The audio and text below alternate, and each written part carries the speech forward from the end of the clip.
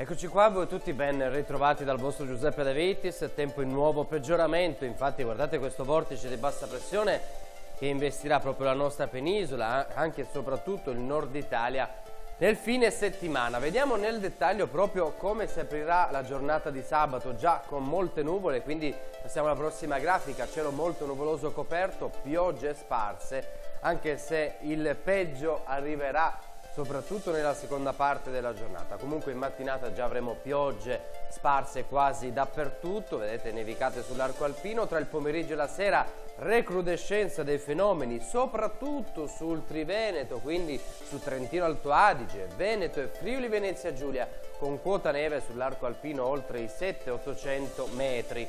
In serata si attenueranno in maniera decisa le piogge sull'Emilia Romagna, continueranno invece soprattutto a nord del Po, quindi soprattutto sui settori settentrionali del Veneto, sul Trentino Alto Adige e sul Friuli Venezia Giulia, con nevicate ovviamente sempre oltre i 7, 8, 900 metri. Temperature minime poco al di sopra dello zero, mediamente comprese tra i 3 e i 6 gradi centigradi, temperature massime quasi ovunque al di sotto dei 10 gradi. Per ora è tutto, buon fine settimana, arrivederci.